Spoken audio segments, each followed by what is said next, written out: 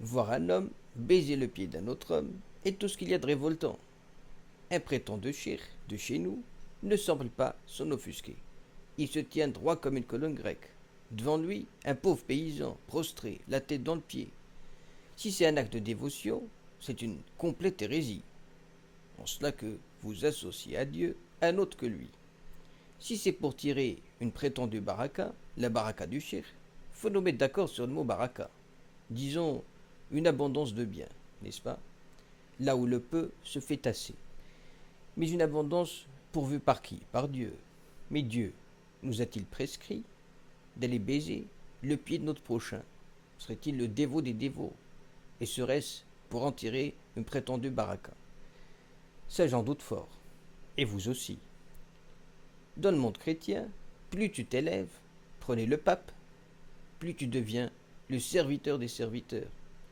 Ne voit-on pas le pape, tout pape qu'il est, laver les pieds des fidèles et des prisonniers, chaque jeudi que le bon Dieu fait, et les évêques et les cardinaux avec.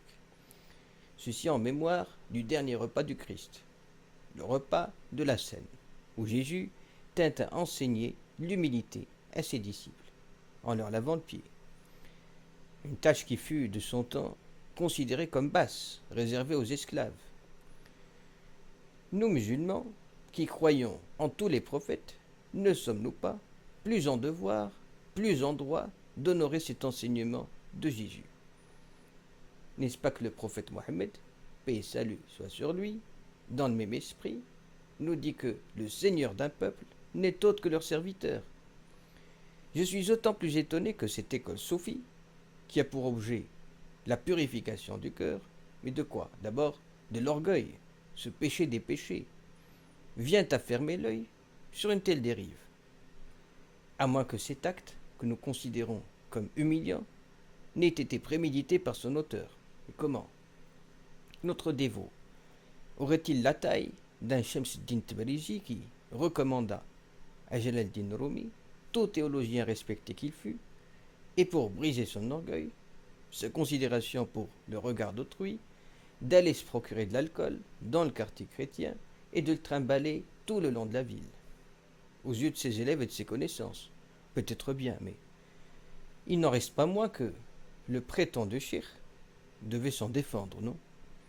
Non pas pour nous épargner ce spectacle en tout point mauvais, mais du moins pour préserver son cœur. Oui, mais l'homme du baisse-pied, où est passée sa dignité, nous dit-on? D'abord, qu'est-ce la dignité? S'il théorisé par Kant, le philosophe, cette valeur intrinsèque à l'homme, en ce sens qui lui est propre, celle qui fait que, contrairement à un smartphone, il n'est pas de prix, donc irremplaçable,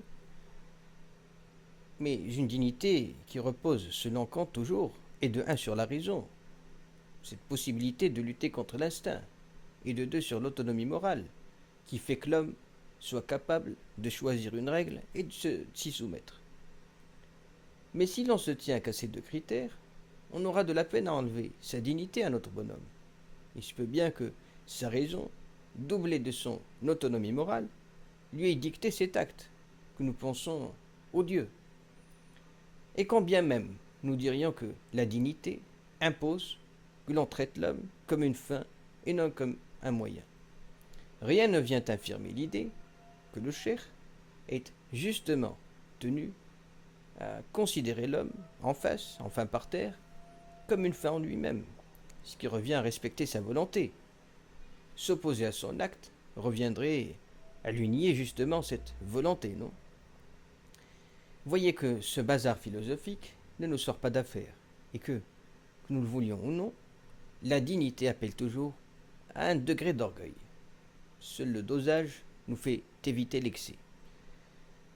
Aussi pour finir, ne faut-il pas que cet orgueil rime avec le mépris des gens et le refus de la vérité, comme disait notre prophète, paix et salut soit sur lui. Et vous, qu'en pensez-vous?